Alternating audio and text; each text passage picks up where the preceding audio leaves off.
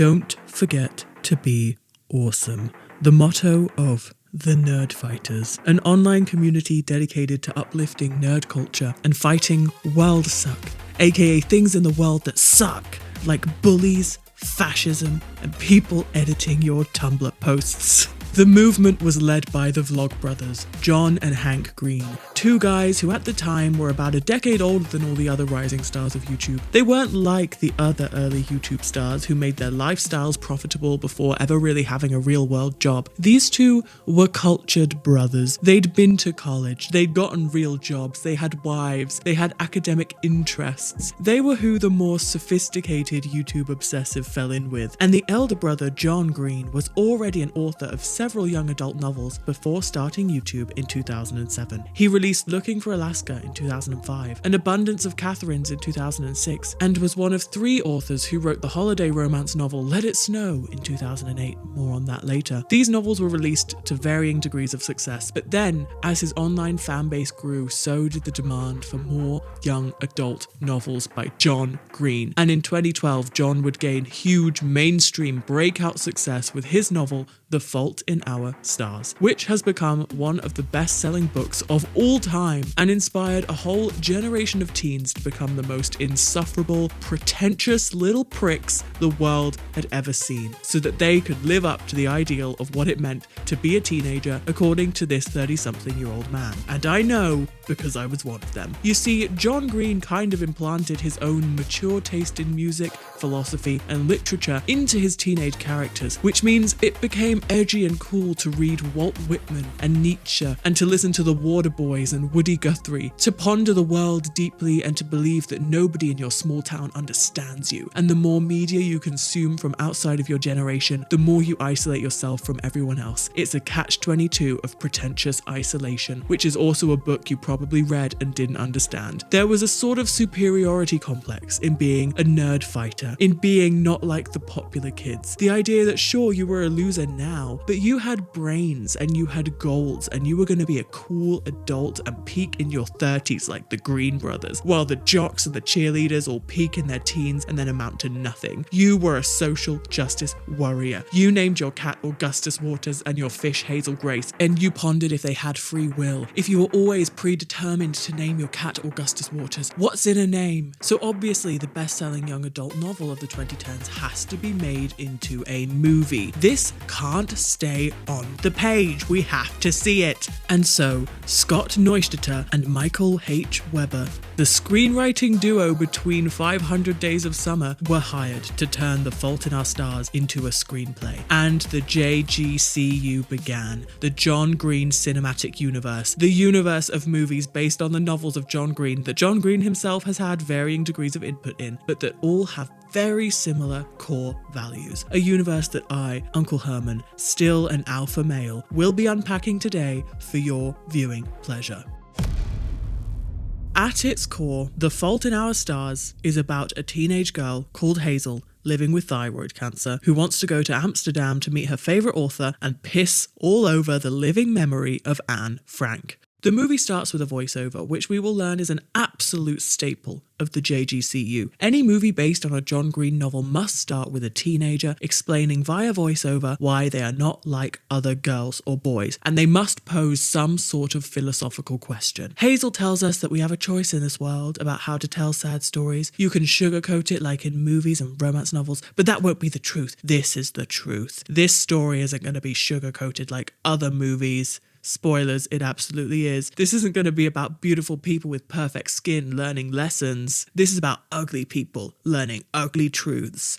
It is not. So Hazel Grace is being told that she is depressed by her mother and her doctor, and she must go against her will to a cancer support group in the basement of a church led by the best part of this movie, 𝘁𝗵𝘁. Hazel thinks that Mike is boring because since recovering from testicular cancer, he now lives with his parents and makes Jesus rugs in his spare time, which makes him a loser, which is an unfair read on this man. I mean, look at the artistic prowess that he possesses. I'm sorry, Hazel, that he's dedicating his time to having creative hobbies and supporting teenagers with cancer instead of working in corporate America. Mind your own business. This man is trying his goddamn best. Hazel is pretty despondent and withdrawn from society and her peers. She attends this support group, but she thinks it's for losers, so she doesn't really participate. Until one day, in comes Augustus Gloop, and he just stares at her the whole time in a way that would be incredibly creepy and uncomfortable if this was about real ugly people with bad skin and we're actually showing the ugly truths of society. This would actually be very bad and uncomfortable. A real nerdy pretentious boy could never get away with staring at a woman like this, but it's fine because he's Augustus Gloop and he is a cancer survivor, and that's why he's here. He thinks deeply, and we can tell because when he's asked what he's afraid of, he says Oblivion.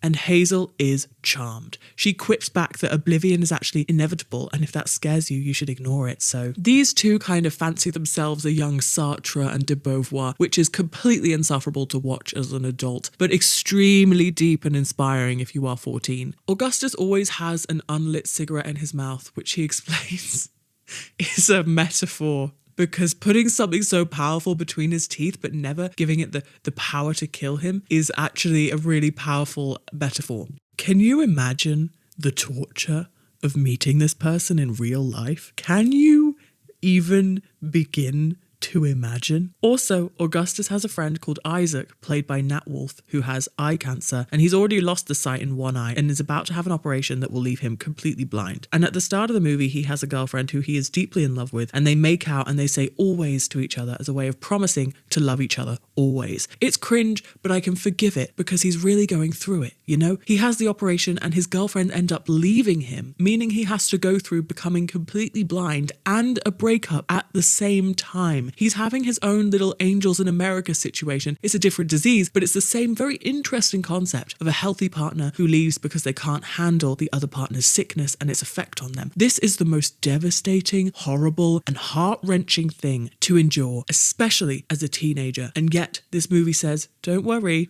Isaac will be totally fine. He just needs to break some things while his best friend Augustus brings his new crush into the mix and winks at her whilst you have a breakdown, and he decides to use one of the worst nights of your life as background noise while he discusses a book with his crush. Are you kidding? This is not a time for literary analysis, Augustus.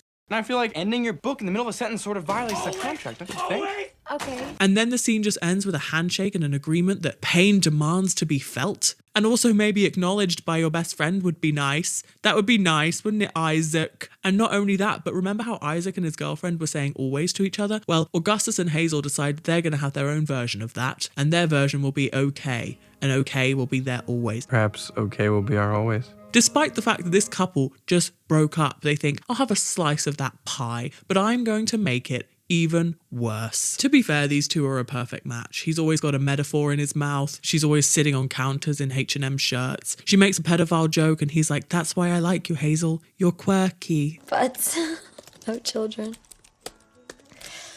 In case you're wondering, that's why I like you, Hazel Grace. You're just so busy being you, you have no idea how utterly unprecedented you are. Hazel's main personality trait is that she has read this one book, and she starts a correspondence with the author of this book, a guy called Peter Van Houten, who wrote a book about a teenage girl with cancer, and Hazel loves it, but the book finishes abruptly in the middle of a sentence, and Hazel's dream is to meet the guy and ask him why he did that, and if there's any more to the ending of the book. Now, she's already used her Make-A-Wish on a trip to Epcot when she was younger, so Augustus, completely besotted with Hazel, decides he's going to use his Make-A-Wish on a trip to Amsterdam to meet Peter Van Houten. They almost can't go because Hazel ends up in the hospital, but then eventually they do go, which means more people have to deal with this guy and his cigarette metaphor bullshit. Sure. There's no smoking on this plane. Or any plane. I don't smoke. Yeah, no, it's just a metaphor. He puts the killing thing in his mouth, but he doesn't actually give it the power to kill him. Well, that metaphor, it's prohibited on today's flight. So they get to Amsterdam, and Hazel's mum, who's played by Laura Dern, by the way, she is doing great work here. But her mum gets this ugly business casual dress for Hazel, and Augustus is charmed. He wears a little suit, they go out for dinner, and then the next day, they get to meet their idol. Unfortunately, though, he's a grumpy little guy, played by Willem Dafoe. Great news for me, terrible news for these two teenagers, because it turns out he's a recluse who hates that people even read his book, and it was his assistant who's been emailing the teens, who organised the trip, who paid for their their dinner, all in the hopes that it would help Peter see that his books have affected people. So these two cancer-ridden teens have been used by an assistant to try and boost the ego of her boss. What a tragedy. But Peter Van Houten is not just a general prick. He's very specifically against young people with cancer surviving. It's his belief that evolution demands people with bad genes to be killed naturally. So he's a supervillain. He is a pro-eugenics supervillain, and his assistant let him around these sick kids. So after he's played them some Swedish hip hop and ruined their little lives, his assistant says, "Fear not, I know what you guys need. I know what you need after being let down by your favourite author. Let me show you around Amsterdam. Let me personally take you to the Anne Frank house." Have you been to the Anne Frank house? She says it like she's taking them around her local haunt, like her favourite restaurant, her favourite sights of Amsterdam, because nothing can fix a broken heart like the house that hid Anne Frank and her entire family during the Nazi occupation of the Netherlands. And then, to be clear, this is the order of events. The assistant makes Hazel climb a bunch of stairs into the attics where Anne Frank was hiding, whilst audio clippings of Anne Frank's diary play. She then points at a photo of Otto Frank and says this is the only member of Anne Frank's family that survived the concentration camps. Augustus and Hazel stare at the picture and then at all the pictures of the family that detail their horrific and untimely deaths. And then they look at each other and think, how romantic. This is the perfect moment to share our first kiss. And then they kiss in Anne Frank's attic and the public start clapping them and saying bravo, and they bow. And then they go back to the hotel and we watch Augustus lose his virginity. John Michael Green, what made you write that? This scene is in the book almost verbatim, so he is to blame. This isn't some quirky thing the screenwriters added, like the excessive shots of Hazel's feet. What came first? Did John Green think these characters must kiss in the Anne Frank house and then reverse engineer the whole plot line in order to get them there? Or did he think, oh, we're in Amsterdam, I know where we can go, the Anne Frank house. And then the next morning they debrief with Laura Dern and tell her that the Anne Frank house was so awesome. We went to Anne Frank house. Oh, you did? It was really awesome. Incredible. It was so awesome. Awesome is not the word I would reach for to describe such a devastating place. But it was awesome for Augustus, I guess. He had a boner for Hazel the whole time and then got to lose his virginity. But we can't spend too much time here because Augustus's cancer has come back. And it turns out he's known for a while that he's going to die soon and he's been keeping it from Hazel. So very quickly, Augustus's condition deteriorates and he holds his own funeral, to which Isaac, who is now blind, says the most devastating line in the whole movie about how even if he could get his sight back, he wouldn't want to see a world without Augustus in it. Oh my God, this poor boy. I can't believe we had to leave his whole story behind to watch these kids kiss in the Anne Frank house. So did I almost cry when Augustus died? Yes. And what? He died going to buy a pack of cigarettes that he would never smoke, a pack of metaphors. This pretentious idiot teen may be annoying, but he has the right to live and become a pretentious idiot adult, okay? Okay. And maybe that will be always. So then Peter Van Houten comes to Gus's funeral and makes it all about him by wearing white. He's a real 𝘀liche𝘂𝗲, this guy. And Augustus's dad seems to have dyed his hair blonde for his son's funeral, which is a whole B-plot crisis that we never get to see. And Peter tells Hazel that Augustus was actually sending him emails right up until his death and wrote a eulogy for Hazel via Peter, which is very convoluted and weird given that he knew how much of a dick Peter was. Or maybe Augustus knew he would get in his good books by dying, because let's not forget, Peter is very pro kids with cancer dying. Peter also reveals that he had a young daughter who died of leukemia, and that is what inspired his book. So Hazel reads Augustus's letter and lays in the grass, and then the movie ends. And I'm left with just one question. Is Isaac okay? Is he okay? He doesn't have an okay. He doesn't have an always. He lost his sight. He lost his girlfriend. He lost his best friend. He lost these three things in the span of what seems like less than a year. And he was actually very gifted with words without being pretentious and without flaunting it. Isaac is a gift. And John Green heard my plea, but not quite how I meant it. You see, when I said I wanted more Isaac, I didn't necessarily mean I wanted more Nat Wolff. I have no real connection to Mr. Wolff, but John Green said, don't worry, the next novel that we shall adapt into a movie shall be Paper Towns, and it will be all about Nat Wolff as a new and improved, insufferable teenager called Q. And so 1 year after the success of The Fault in Our Stars movie, we get the movie adaptation of John Green's third novel, Paper Towns, with a screenplay written by the very same writing duo that did The Fault in Our Stars, because if it ain't broke, don't fix it. We need more pretentious teens. But this time, there is no forgiving them because they are not terminally ill. Is that a bad thing to say? Probably. But I can forgive a character for being annoying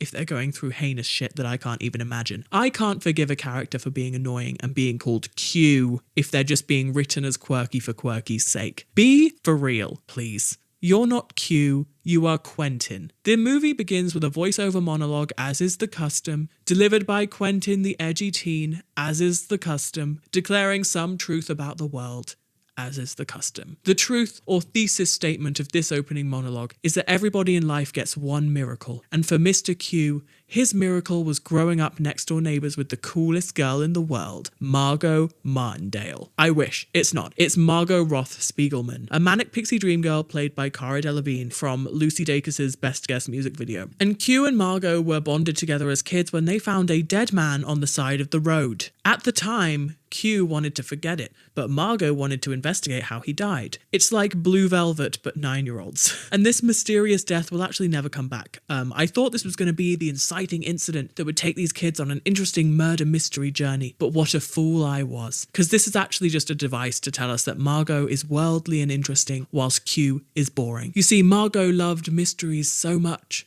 that she became one.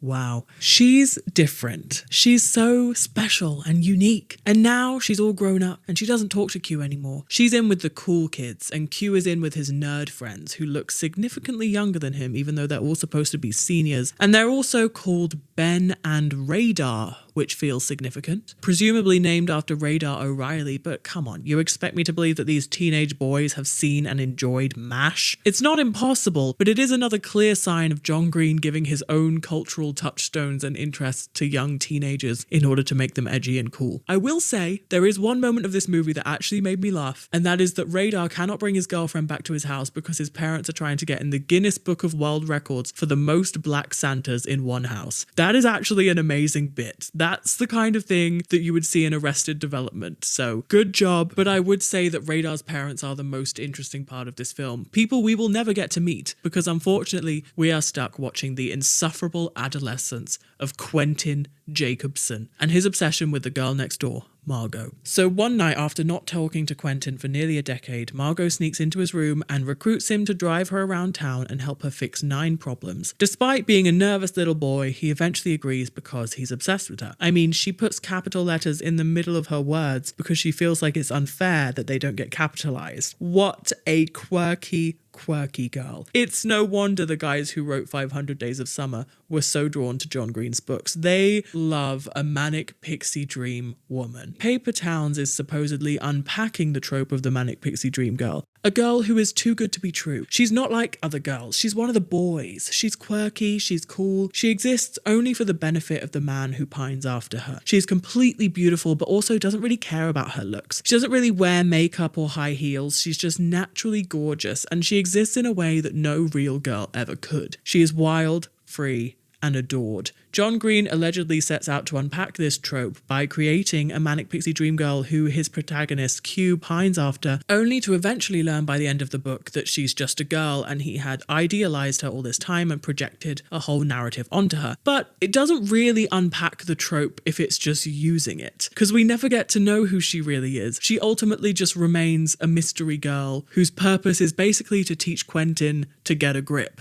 So they drive around town, doing a series of pranks to get revenge on Margot's ex-boyfriend for sleeping with her best friend. And at one point she looks out of a window and proclaims that this town is a paper town because nobody here cares about anything that matters. And then she disappears the next day. Nobody knows where she's gone. Neither her parents nor the local detective are really willing to do anything about it because apparently this is just her usual behavior. And Q believes that she has left a series of clues for him to find her. And he recruits his ragtag crew of friends to help him track her down down, and she uses Walt Whitman's Leaves of Grass and Woody Guthrie records to send messages because, of course, she has the mind of a 40-year-old man. It's so funny that teenage girls in this movie don't listen to music that actually suits their personality because the men writing them simply have no idea what that would actually be. Meanwhile, Margot's best friend is upset that people only see her as a pretty girl and not as a woman capable of having real thoughts. What an interesting thing to unpack. So her arc is becoming one of the boys, and she helps track down Margot, and she's the only person in this crew who actually has a vested interest in Margot, because nobody else here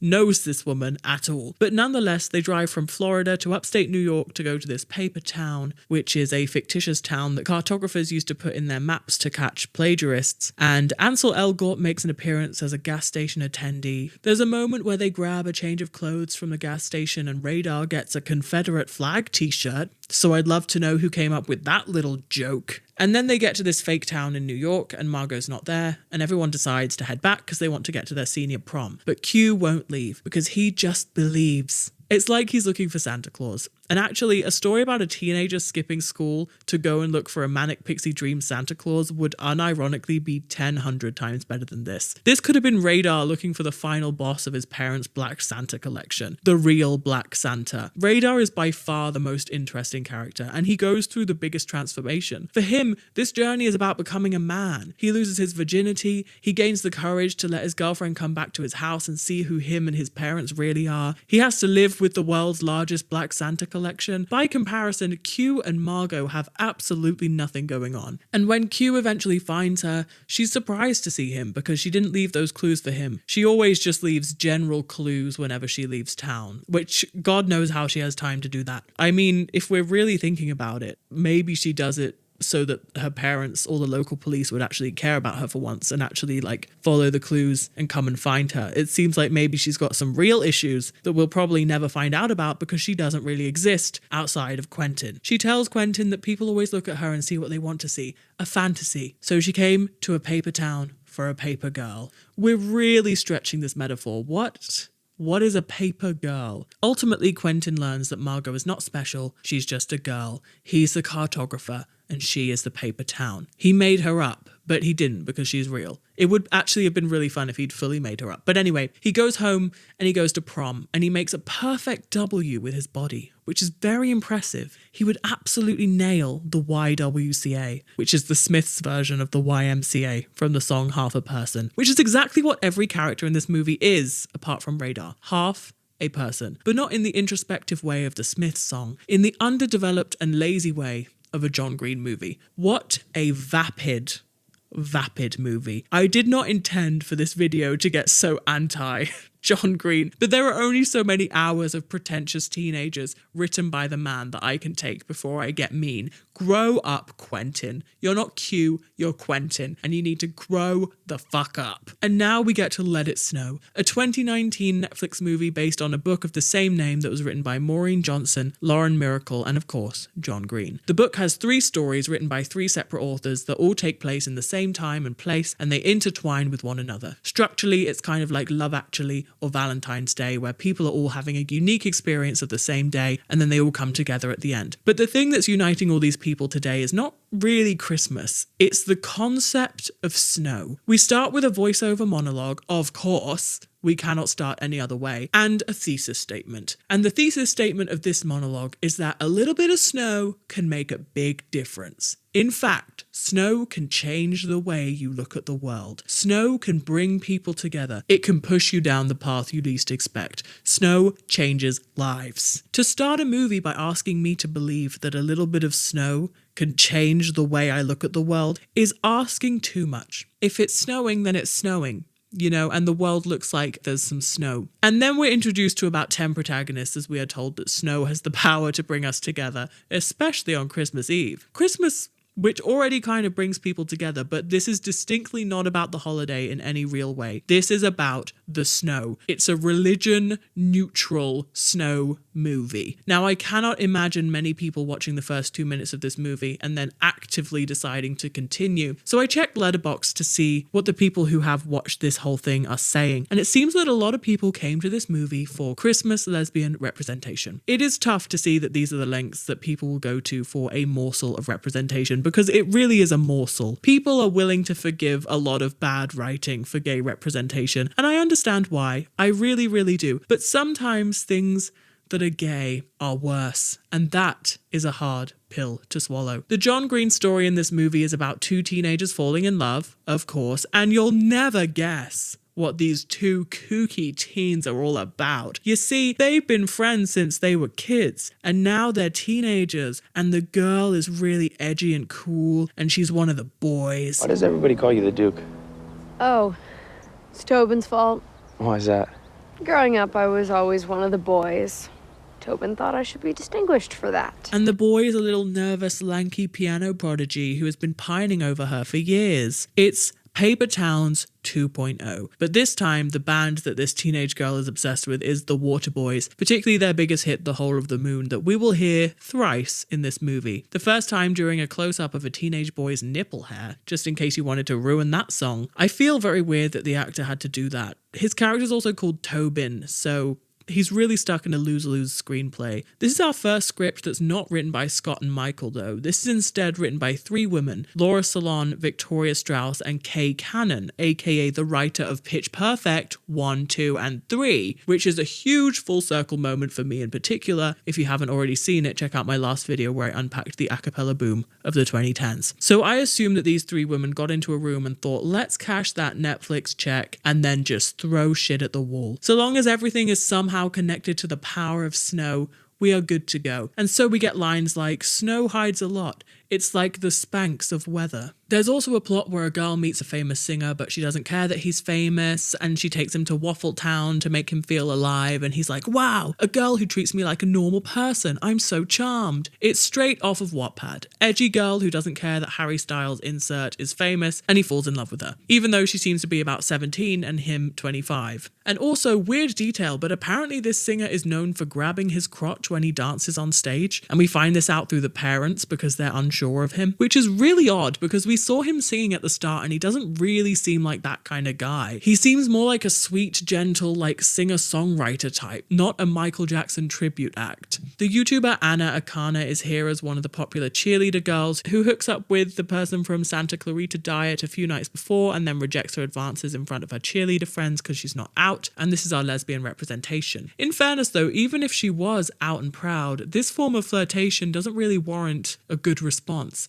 She says, "I thought of you in the shower the other day, but not in a sexy way. It was because I saw a horse in my soap and I remember that you said horses are like big dogs." I think we need to get a grip. I think everyone at some point has said that an animal is like another animal. That's not really a cute and unique thing about someone. The fact that you remembered that suggests that she didn't really say much else of note on this pivotal night in your relationship. And meanwhile, the kid from Spider-Man is trying to organize a huge blowout party at the Waffle House that's going to bring the whole snowy town together. And Joan Cusack plays the town pariah who wraps herself in tinfoil, and every time someone asks her why she wears tinfoil, she sort of just winks and says, "I'll never tell," and we never find out. I assume the writers couldn't be bothered to think of a reason why she's quirky. She just is. She's just the magical older woman whose purpose is to give the teens advice and tell us that the snow is a powerful force of good and then disappear. Maybe she's the real Jack Frost, Joan Frost. This movie doesn't really deserve much of mine or your time. The guy gets the girl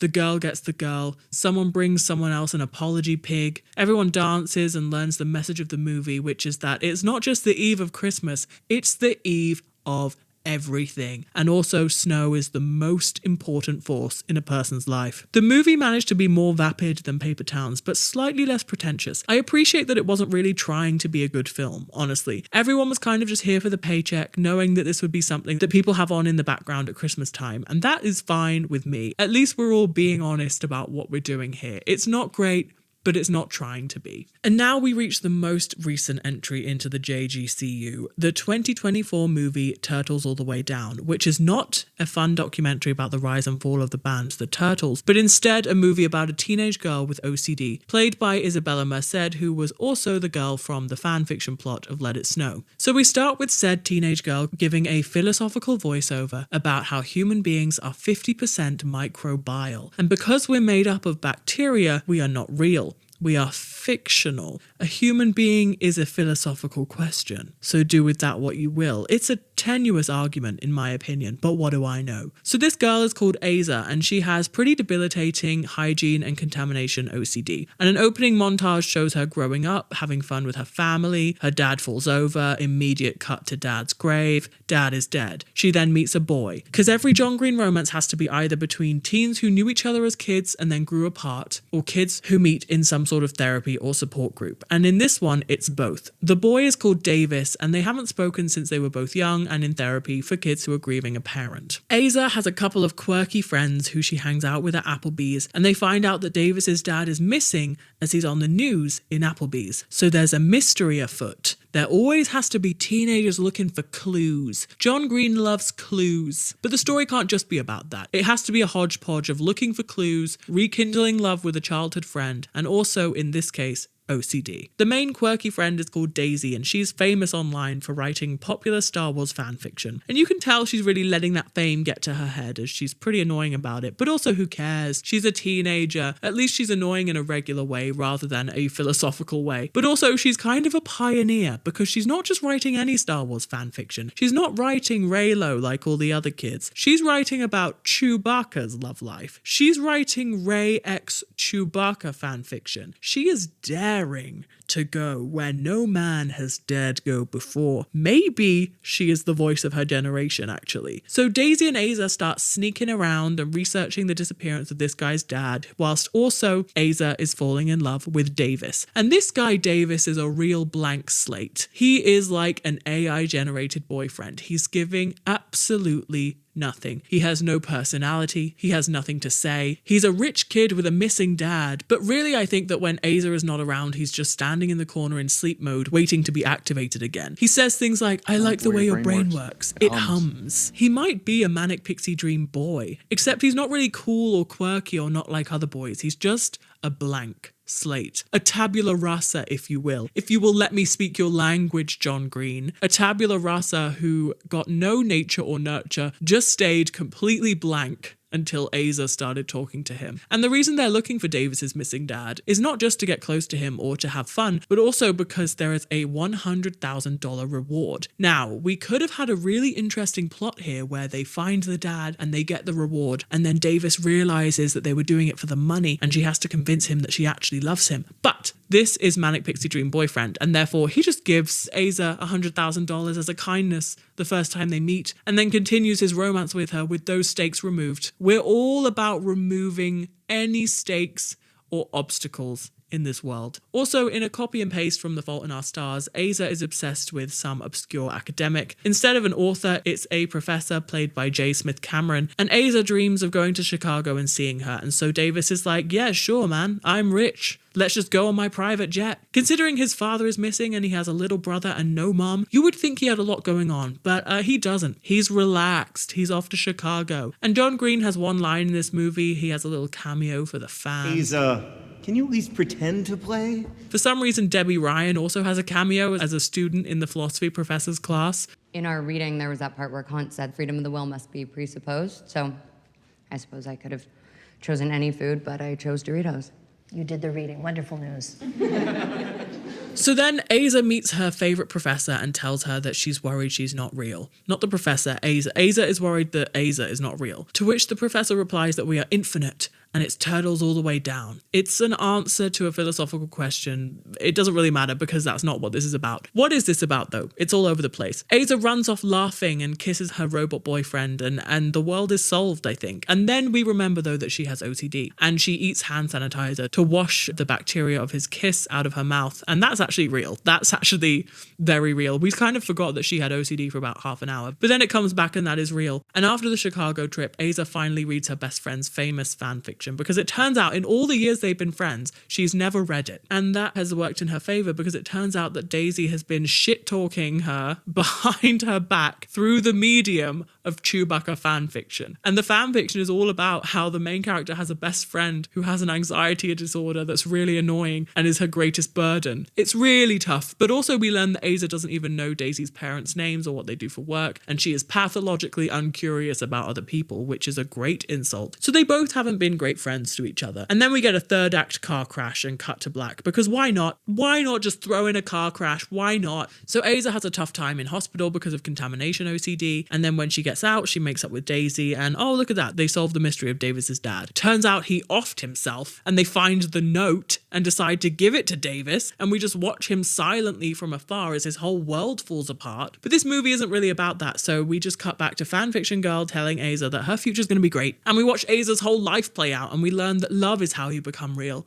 And that's the end of the movie. This was all over the place. I thought we would be improving with time, but alas, this could have been a good movie, I think, if we just focused on one thing, or even two. We could have just had the OCD and the missing father, but we had to make this teenage girl obsessed with a philosophy professor and also a boy. Maybe I would have liked this when I was a 14-year-old with OCD, but I actually think it would have made it worse, because the last thing I needed was new information about very specific types of contamination and diseases. Even if the message is that love makes you real, that's not really enough to hang on to when you're washing your hands 500 times in a row. But that's just me. I feel that this wouldn't be a complete video if I did not include the Bollywood version of The Fault in Our Stars, 𝘀𝗵𝗁. It had a tumultuous release in 2020 due to the pandemic and also the tragic and sensationalized death of its star, Sushant Singh Rajput, who plays the Augustus character who died just 1 month before the film's release. So I thought I would watch it today because technically it is part of the JGCU, and spoiler, it might be the best part. It starts with a voiceover, of course, a voiceover that tells us this is a tragic story where both the prince and the princess will die at the end, which is interesting because the original doesn't really deal with the fact that 𝘂𝗍 is also going to die soon, I think. We actually don't know what her prognosis is. The Bollywood version of 𝘂𝗍 is called 𝘁𝗍cie and Augustus is called 𝘁𝗍, and they're both aged up to be in their early 20s, which I think is a fun choice. And the first significant characterization that was different was actually 𝘁𝗍ie's dad, because in the American version, the dad is weird. He has a kind of serial killer vibe. I don't like what he had going on. This guy is fun. He has personality traits. He's obsessed with National Geographic, which is a nice choice. It's nice to give side characters something. We never really got to know the parents' personalities in the original, apart from the fact that the dad was weird. 𝘁𝗍ie's monologues are also much less pretentious than 𝘂𝗍's. She talks about how she doesn't want to be strong. She just wants to be normal. She wants to gossip and be a normal person, and I actually really feel for her. Only 6 minutes in, and this might be better than the original by a country mile. 𝘁𝗍ie's also not obsessed with some pretentious author, but instead with a musician. She's much less of a John Green manic pixie dream girl and more of an actual person, which I respect. Instead of jumping straight to the support group, we're instead introduced to 𝘁𝗍 as an actor and a dancer first. 𝘁𝗍ie watches him perform in the street and then on stage, and after the show he comes up to her on a little bike and starts flirting with her, and she's not really having it. She tells him he looks like a serial killer and then writes on her blog that she finds him irritating, arrogant and narcissistic to the core. 𝘁𝗍ie gets it. She's not a fool.